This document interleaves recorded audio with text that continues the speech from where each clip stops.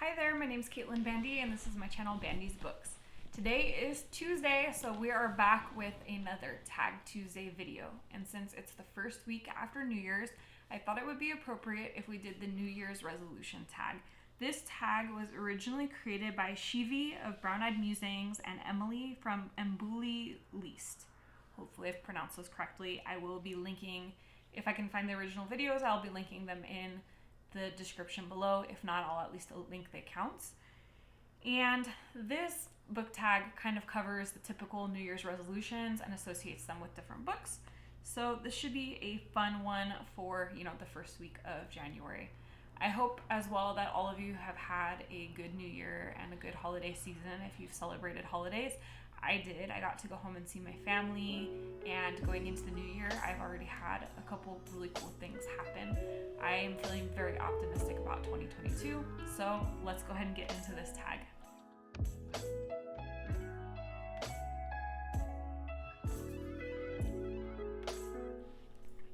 Get in shape. Name a book that doesn't quite fit on your shelf correctly.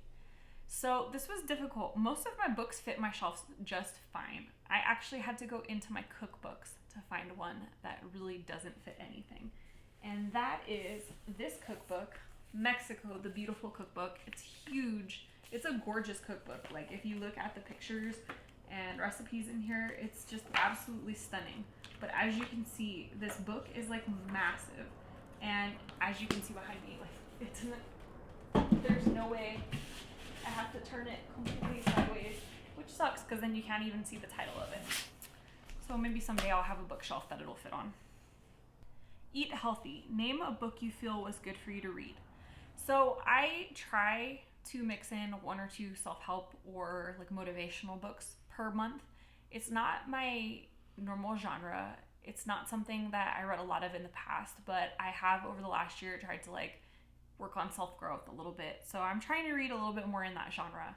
And one of the books that I most recently read was The 5 Love Languages by Gary Chapman. This book talks about how we express love based upon the way that we grew up, and it helps us to express our love for our partner. So in a good relationship, we either match our love languages or we understand each other's love languages and are capable of communicating in that way. But if you think about not speaking the same love language, it's like if one person spoke Greek and one person spoke, Arabic. You'd have a pretty confusing relationship if there was no mutual language. So this kind of is like a translation guide, how to understand each other better, how to communicate your feelings better, how to make sure that your partner is feeling loved in the way that they feel loved. So I thought that was kind of an interesting concept. It definitely helps with, relationship growth and clearness in communication, which is always a key foundation, not just in romantic relationships, but in all relationships, really. Read more. Name a book you keep telling yourself to read but haven't yet. You can see behind me that there is massive stacks of books. I'm in the middle of a personal library clean out where I'm reorganizing because I've received so many books in the last couple months, and clearing out the books that I've read that I don't necessarily want to keep, that I want to donate, figuring out what I need to read when, and all that kind of stuff. So there's a lot of books in these stacks that I've been telling myself I'm going to read and haven't for various reasons. But one of the ones that I really want to read, sincerely, and I don't know why I keep stalling out on, is The Song of Achilles by Madeline Miller. I read Circe in 2021, and it was one of my favorite books of the year. I expect that I will love The Song of Achilles too. I hear nothing but great things about it. I had it on my TBR in November 2021, and I never got to it. I picked it up, I read the first page, and then I got distracted by other pretty things that were not on my TBR. So I for sure will be reading this in the next couple months. I just have to figure out when. Quit smoking. Name a book you kept going back to even though you had finished it. There's a couple series that I've mentioned before that I've reread several times. Harry Potter, Lord of the Rings, The Hunger Games. As a teenager, I used to reread those frequently, and I felt like that was an anti-anxiety thing. But aside from that, one book that I've reread a couple times is Kitchen Confidential by Anthony Bourdain. I feel like I really, really related strongly with that book, both with the desire to travel and having worked in the culinary industry my whole entire life, and with Anthony Bourdain's very sarcastic, facetious sense of humor. I don't know, there's just so much that I relate to in that book that I found myself going back to it several times over. It's really a gem. Save more money. Name a book you got for a really good price. So in December, I found bookoutlet.com and got 28 books for $39.50, which was insane. Most of the books were like $1.50 to $2. So I got like an amazing amount of books for really cheap. But I guess if I had to place a paid per, what I paid for it versus like what I valued it at, then that might be The Winter Sister by Megan Collins. This was one of the books that I got in my book outlet book haul. I got this for $1.50. I had this on my Amazon wish list for like the last 4 or 5 months, and it was on Amazon for like 19 bucks. So I'm stoked to have found this for $1.50. That is a steal. I'm really looking forward to reading this, hopefully also in the next couple months as well. Be more organized. How do you organize your bookshelf? As you can see at the moment, my bookshelves are not organized at all. There's a reason for that though. Like I said, I'm doing some spring cleaning of my bookshelves, but the reason that I'm doing such like severe spring cleaning is because for Christmas, I actually bought my partner Oz a TV, and in order to have somewhere to stack our TV, we moved these 2 bookshelves behind me. They used to be on the other sides of my couch, and they were standing straight up, and they had all my books on them. But to accommodate the TV, I brought them both over here, flipped them over, and of course to do that I had to take all the books out.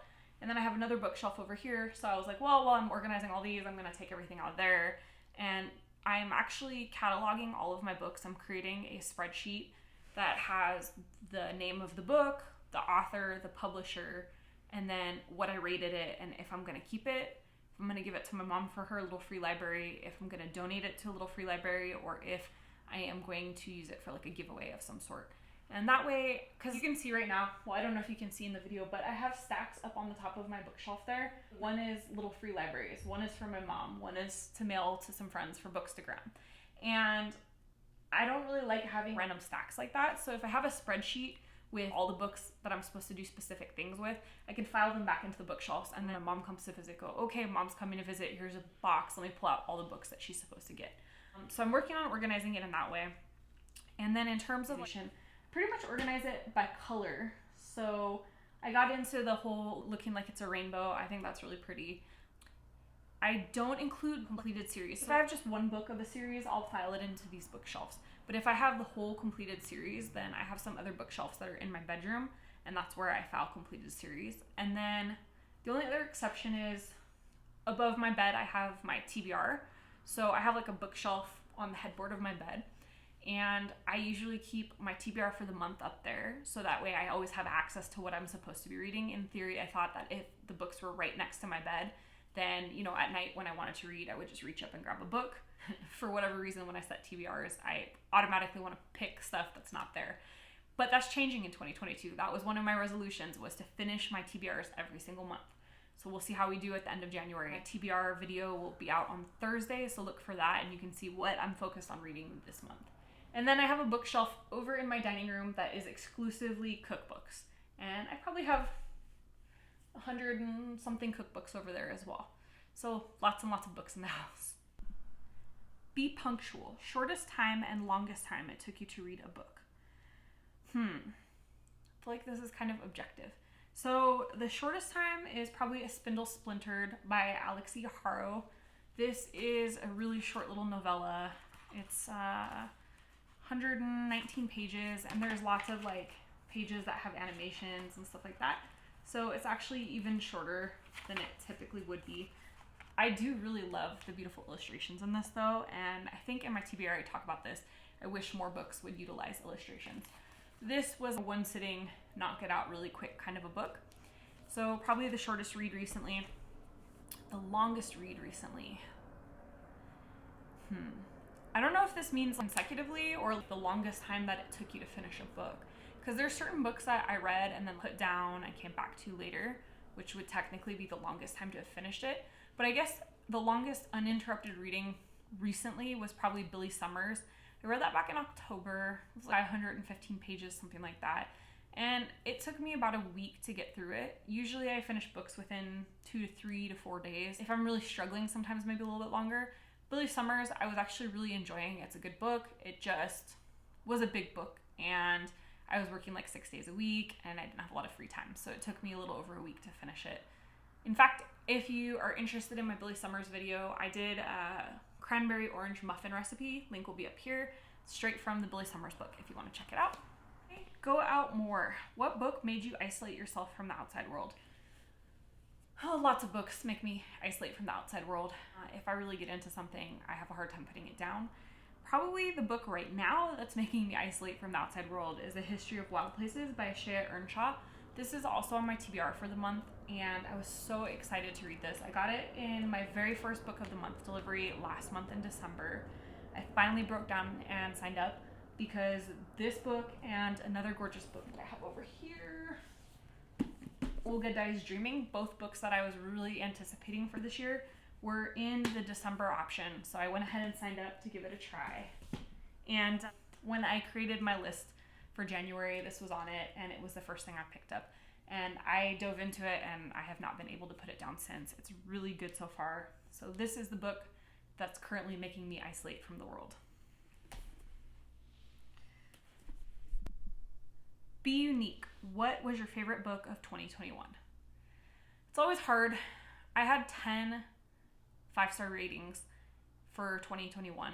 And so for me, if I rate a book 5 stars, it pretty much means it's in my favorites.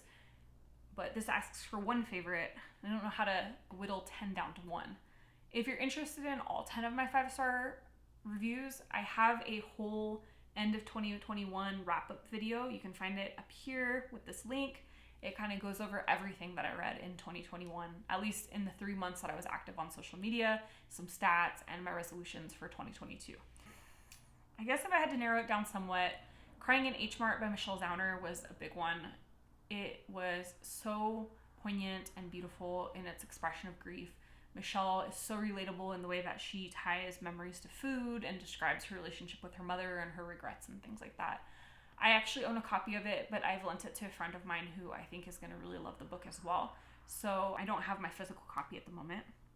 I also really loved A House in the Cerulean Sea by TJ Klune. That one, because I don't usually read like happy, fluffy books. I kind of tend to prefer more emotionally fraught things. And that one really caught me off guard. It was just so sweet and so lovely. And it gave me that warm, magical feeling that you get as a kid the first time you really read like a good fantasy series. So that was a big one for me. I've also got a copy of that, but it's also on loan to a friend right now. And The Vanishing Half by Britt Bennett. That was amazing. I don't have a copy of that one. I actually had a audiobook copy of it. It was so good. Phenomenal story. Really thought-provoking, really deep. I felt angry and frustrated and confused by it for days after. It left me really pondering the message and if I understood it correctly. Gosh, Circe by Madeline Miller. That was another excellent book. I previously was under the impression that I didn't really love Greek mythology retellings just because I found Greek mythology really dry in school. The teachers that I had that taught it unfortunately didn't make it that exciting. But reading Circe through the eyes of Circe was fascinating. Such a good book. I could keep going on, but let's just stop there. Those 4. Be personal. What books are you waiting for most this year? There are so many good books coming out this year. Seriously, this is the same thing. It's like, pick your favorite child. How do you pick? I guess 2 that I'm really anticipating are both continuations of books that I loved in 2021. There's The Bookwoman's Daughter by Kim Michelle Richardson. I think that's her full name. And that is the continuation from The Bookwoman of Troublesome Creek. I read that back in November. That was such a good book. It is about the blue-skinned people of Kentucky and the pack horse librarians. This particular book isn't about Cussy Mary, who is the character in The Bookwoman of Troublesome Creek. It's about her daughter, kind of continues the story with her daughter's life and what happened to her. I'm really looking forward to seeing where the story picks up. It was just fascinating and so well written. I have a feeling this one's going to be really good as well. And then the second book that I'm really looking forward to is Fevered Star by Rebecca Rowan Horse. I read Black Sun in December and I loved it. I know it's like been kind of hit and miss. I've recommended it to a ton of people and some people absolutely love it and some people don't love it at all. If you're into high fantasy, you like really complex world building, you're into Native American mythology, all sorts of like conflict between different tribes, you're okay with a little bit of violence, it's the series for you. And the continuation of that series comes out May 2022. I believe this is going to be a trilogy, if I remember correctly, so this will be the second book in that trilogy. So for now, those are probably my two most anticipated releases for 2022. Really, resolutions? What book do you promise to read this year? How do I even pick? Instead of promising to read one book this year specifically, am promising to read at least half of the physical books that are sitting here before me. I have been accruing books, a lot of them as gifts. Like I said, I've been very fortunate and won a lot of Instagram giveaways, a lot of Goodreads giveaways. My mom has given me books from her collection. You know, I have, of course, bought some books, but I haven't bought all of these books. A large portion of them have come to me by fortune. But I do really need to buckle down and clear them out. I don't know if this happens to everyone else like it happens to me, but for whatever reason, the psychology of like having the physical book, I'm like, oh, it's always going to be there. I can read it when I get to it. But like my holds list on my library, you know, I have a couple weeks to get through that. And if I've been waiting for a book for a really long time, I feel like I have to go pick it up and read it right when it comes available. Or, you know, like if I've borrowed a book from a friend, or, you know, I see new books that look shiny and pretty and interesting, and I kind of have to like this year be better about stopping myself and reminding myself that I don't have to buy every new book as they come out. They'll still be there next year. They'll still be there the year after. I already have all these shiny, beautiful books here that are so interesting and clever and funny and moving. And so I'm going to make a huge effort to clear a lot of these out this year. My TBRs are going to be very focused each month, and I'm focusing each TBR on clearing out a pretty large chunk of books. So for January, for example, I have 20 books that all of those 20 physical books came from my book stack. I didn't go like, oh, I'm going to pull books off my library list or buy new books or anything like that. So hopefully by being a little more focused on my TBRs this year, I'll be able to clear up some of this mess and make room for new books, new exciting books that need homes too. This has been the New Year's resolution book tag. Let me know in the comments what your New Year's resolution was. Did you have any reading related ones? Share them with me. I'd really love to hear about them. And like this video if you enjoyed hearing about some of my book stuff. And if you're not already subscribed, hit the subscribe button. I would love to see you in other videos. Otherwise, I'm Caitlin Bandy. This is Bandy's Books, and we'll see you in the next one. Bye.